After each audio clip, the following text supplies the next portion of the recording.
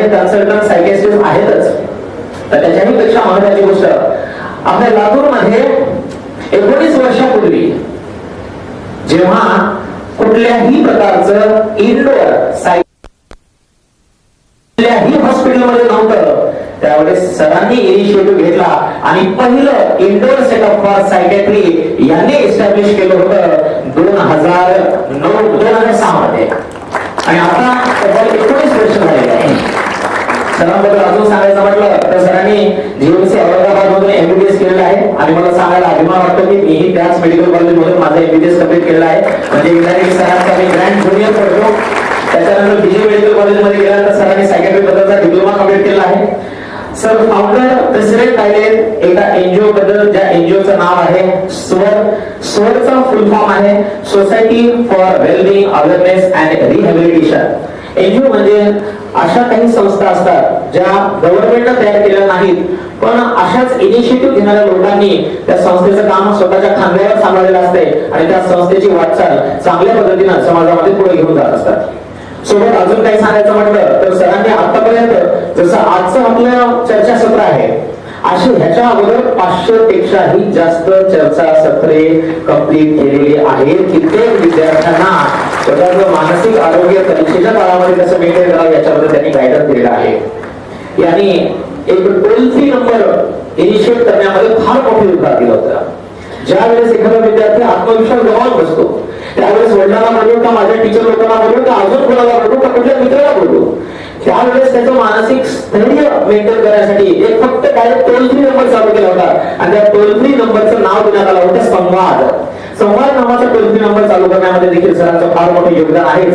आणि जीएमसी औरंगाबाद मध्ये नुसतं जीएमसी औरंगाबाद मध्ये तर मोठ्या महाराष्ट्रामध्ये हॅलो नावाची एक संस्था आहे. हॅलो म्हणजे health and auto learning organisation. त्या ऑर्गनायझेशन मध्ये देखील बरेच विद्यार्थी स्वतःचं योगदान देत असतात. त्याच्यामध्ये सरांनी भरपूर योगदान दिले आहे आणि मला ह्याचाही अभिमान वाटतो की मी जेव्हा एमबीबीएस होतो त्यावेळेस मीही हॅलोच्या मार्फत काम केलं आहे आणि तिथे ब्लड डोनेशन कॅम्प्स आम्ही त्यावेळेस ऑर्गनाइज केले होते. आणि एक खूप चांगला अनुभव असतो. एक एज्युकेशन सोबत सोबत आपल्या पर्सनॅलिटीला एक नवा रूप देणारा, नवा पैलू देणारा तो आस्पेक्ट असतो म्हणजे हॅलो. आणि सोबत सोबत आपल्या महाराष्ट्रातले नावाजलेले सायकियाट्रिस्ट लोक जे आहेत त्याच्यामध्ये डॉक्टर आनंद नारकर्णी सर असतील किंवा डॉक्टर विनय बराळे सर असतील यांच्यासोबत देखील सरांनी भरपूर काम केलेलं आहे आणि त्याच्या कामामध्ये सरांचं भरपूर योगदान आहे. ही एक संक्षिप्त म्हणजे जेवढं सरांचं काम आहे त्याच्यामध्ये मी मोजलेले पॉइंट आहेत. अजून असं काही आहे पण त्या वेळेचा अभाव असल्यामुळे मी सगळ्या गोष्टी करत नाही, पण अजून सरांचं भरपूर योगदान आहे. तर मग परत एकदा मी सरांचं आपल्या सर्वांच्या वतीनं परत एकदा स्वागत करतो. एकदा सरांचं टाळ्यांच्या गजरात स्वागत करूया. Welcome sir.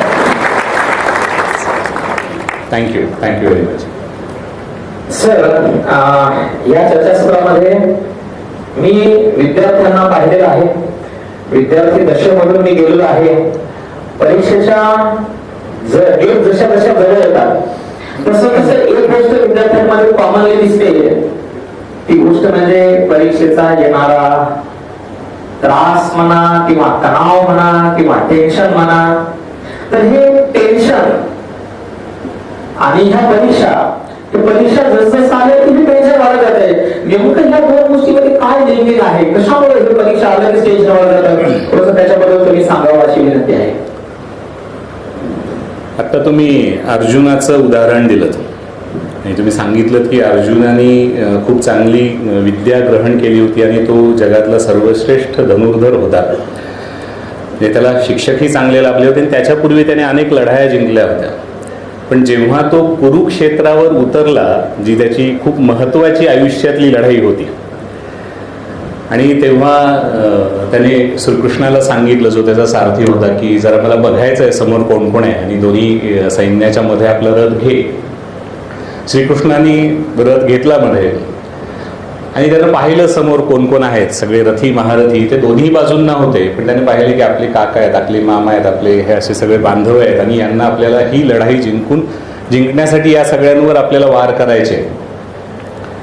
आणि मग तेव्हा जेव्हा ही त्याच्या आयुष्यातली सगळ्यात मोठी परीक्षा त्याला द्यायची होती आणि त्या परीक्षेच्या वेळी ते सामोरं जाताना त्याचं भावनिक संतुलन ढासळलं. तुम्ही जे सगळी अवस्था सांगितली त्याला सिदंती मम गात्राणी असं त्याचं त्यांनी वर्णन केलेलं आहे. म्हणजे माझी सगळी जी गात्र आहेत ती थिजून गेली, ती थांबून गेली आणि त्याचं म्हणजे मला थरकाप सुटला, मला छातीची धडधड वाढली, माझ्या हातांना कंप सुटला, माझा घसा कोरडा झाला आणि मग त्याच्यानंतर जे त्याच्या हातातलं गांडीव धनुष्य होतं ते त्याच्या हातातून गळून पडलं आणि तो त्याच्या गुडघ्यांवर आला. म्हणजे एका मोठ्या धनुर्धराचं सुद्धा त्याच्या आयुष्यातल्या महत्वाच्या परीक्षेच्या क्षणी ही अवस्था होते, हे आपण याच्यातून पाहू शकतो. त्यामुळे परीक्षा जी आहे ती मुळातच परीक्षा म्हणजे आपल्या ॲबिलिटीजची टेस्टिंग असते. मग ती फिजिकल ॲबिलिटीज असतात, कधी कधी आपल्या मेंटल ॲबिलिटीज असतात. तर या ॲबिलिटीजना एक्सप्रेस करणं आणि त्याच्यामध्ये एक्सलन्स मिळवणं ही अपेक्षा आपल्या स्वतःकडून असलेली, इतरांची आपल्याकडून असलेली. आणि मग त्याच्यामुळं सुरुवातीपासूनच काय झालं की परीक्षेला लोकांनी टेन्शनशीच जोडलेलं आहे. म्हणजे अगदी एक छोटीशी गोष्ट माझ्या आयुष्यातली, म्हणजे काल परवा मला 2 मुली आहेत, एक 7वीत आहे आणि एक 4थीत आहे आणि आता त्यांच्या एक्झाम सुरू आहेत. आणि त्या दोघींचा परफॉर्मन्स नेहमी छान असतो. म्हणजे त्या पहिल्या 3 रँकमध्ये नेहमी मागच्या 7 वर्षापासून माझी मुलगी असते आणि तिला 4 दिवसाचा गॅप होता. परवा दिवशीच म्हणजे मी आता इथं सायकॅट्रिस्ट म्हणून बसलोय, घरात मी सायकॅट्रिस्ट नसतो, मी घरात वडील असतो. आणि मी सकाळी उठल्यानंतर पाहिलं की ती हातात हॅरी पॉटर वाचायला घेऊन बसली आहे. आणि मग माझ्या डोक्यात एकदम माझ्यातलं पालक, अरे परीक्षा चालू आहेत आणि म्हणलं ठीक आहे तुला वाचायला काहीच प्रॉब्लेम नाहीये, पण सकाळी उठल्याबरोबर हॅरी पॉटर, आधी हातात अभ्यासाचं पुस्तक घेतलं आणि मग दुपारी झाले टॉपिक्स मग अभ्यास. म्हणजे मला हे आतून माहिती आहे की तिचा सगळाच अभ्यास झाला, आज तिला पेपर लिहायला लावला तरी सुद्धा ती तेवढेच मार्क्स घेणार आहे. पण जी मानसिकता आहे आणि ही आपल्या सगळ्या जनमानसाची मानसिकता आहे की आपल्याला परीक्षेमध्ये मुलांनी रिलॅक्स असलेलं आवडत नाही. आणि मग ते वर्षानुवर्ष जनरेशन टू जनरेशन ते इम्प्लिमेंट, परीक्षेत रिलॅक्स पाहिजे नसतं. आणि त्याच्यामुळे मग 10वी 12वीची परीक्षा असेल तर मग तर रिलॅक्स व्हायला काही चान्सच नाही. त्यामुळं परीक्षा आणि टेन्शन यांना पूर्वापार आपल्या जनरेशन टू जनरेशन जोडलेलं नातं आहे आणि आपल्याला ते रिलॅक्सली घेता येत नाही, हा त्याला मुद्दा आहे. त्याने इनडायरेक्टली परीक्षा असतो की जय आणि वीरू की जोडी आहे. ठीक आहे सर, मग आता ठीक आहे परीक्षेसोबत टेन्शन येणारच, ओढाणं येतं किंवा परीक्षा द्यायला गेले की फ्री ऑफ कॉस्ट जे मिळतं ते म्हणजे इनडायरेक्टली टेन्शन. अशी त्याची एक आपण लोकांकडून मिळणारी आपण त्याची एक इमेज बघूया. पण खरं पाहिलं तर नेमकं टेन्शन आपण कसं डिफाईन करू शकतो, काय व्याख्या बनवता येईल की टेन्शन म्हणजे नेमकं काय? इथं सगळे ना सायन्सचे स्टुडंट आहेत ना, त्यामुळे सगळेजण फिजिक्स शिकतात. डेंजर असतं ना. आणि त्या फिजिक्समध्ये काहीतरी हे असलं स्ट्रेस स्ट्रेन असलं काहीतरी आपण शिकलेलं असतो. आणि त्याच्यामध्ये स्ट्रेसची आपल्याला व्याख्या दिलेली आहे की any internal or external force applied on a object is a stress. बरोबर आहे का चुकलं?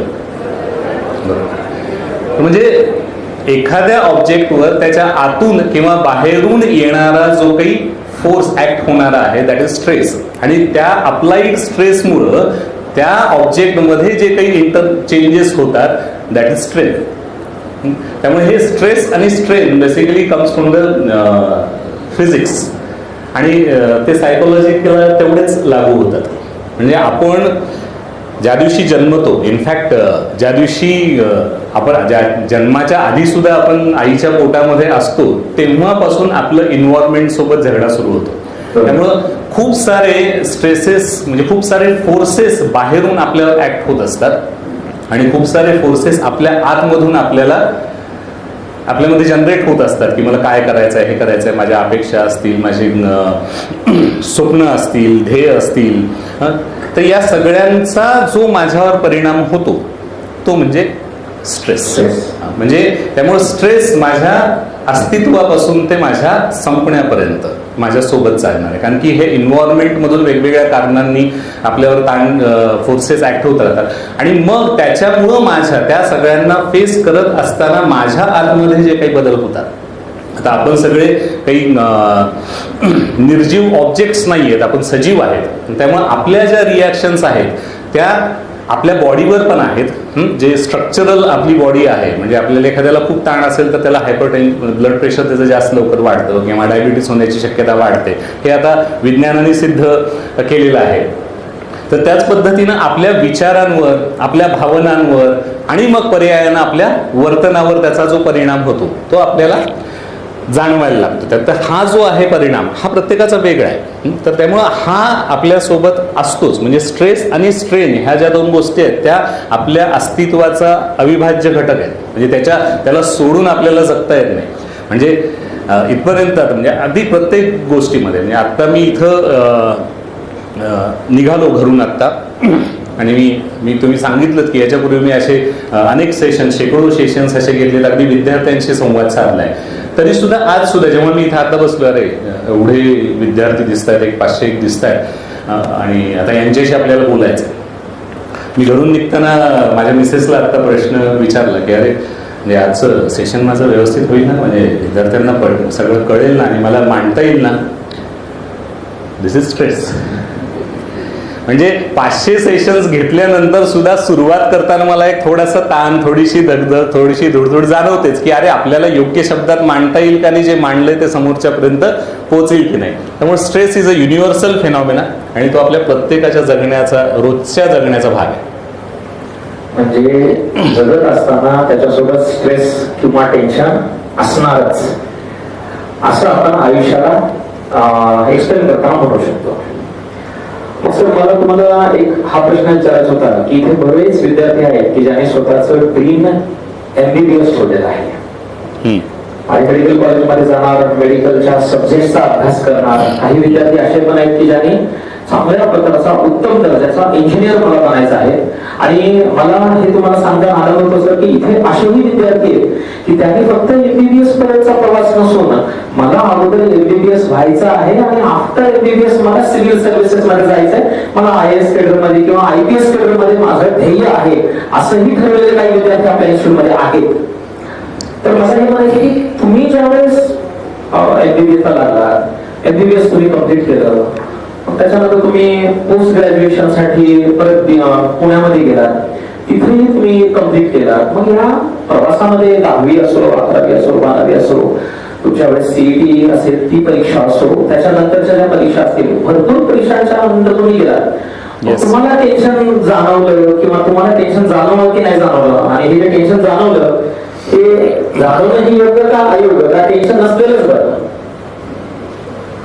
की पहिल्यांदा ह्या शेवटच्या मुद्द्याकडे येतो आणि मग परत माझ्याकडं येतो. म्हणजे आता मी म्हणालो की टेन्शन हा आपल्या आयुष्याचा अविभाज्य भाग आहे. जन्मल्यापासून मृत्यूपर्यंत आपल्याला ते टेन्शनचा वेगवेगळ्या पद्धतीनं सामना करावा लागणार आहे. त्यामुळे खरं तर टेन्शन असावं की नसावं, असा आपण कितीही काथ्याकूट केला तरी ते असणार आहे. त्याच्यामुळं ते नसलं तर आपल्याला आवडेल असं आपल्याला नेहमीच वाटतं. तुम्हाला काय वाटतं, म्हणजे आयुष्यात टेन्शन जर अजिबात नसेलच, शून्य टेन्शन असेल तर चालेल का? नाही चालणार. सगळ्यांनाच अगदी जास्तच हुशार दिसत आहेत पोरं तुमची. म्हणजे नुसती अभ्यासात नाही, म्हणजे भावनिक दृष्ट्या सुद्धा, म्हणजे त्यांनी टेन्शनचा स्वीकार केला, म्हणजे खरं तर माझ्या येण्याची गरज होती का नाही इथं, हा पण विचार करायला हरकत नाही.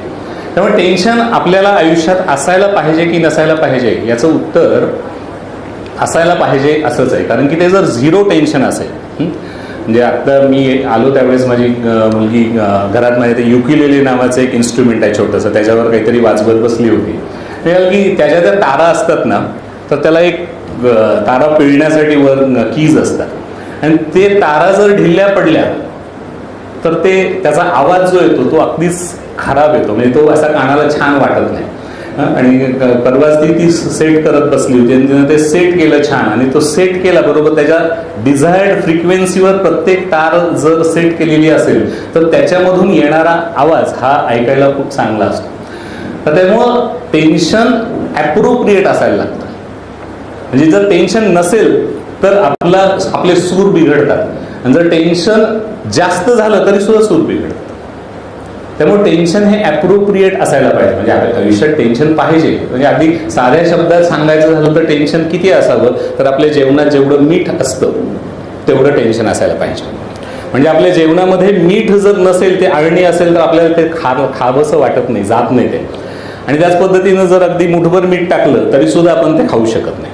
पण त्यामुळं कुठलीही रेसिपी, इथं बऱ्याच महिला आहेत, त्यामुळे कुठल्याही पदार्थाची रेसिपी, म्हणजे हे महिलांसाठी आहे, तुमच्यासाठी पण असायला पाहिजे. तुम्हाला पण सगळ्या रेसिपीज माहिती असायला हव्यात, कारण की मला माझ्या घरातला पूर्ण स्वयंपाक करता येतो.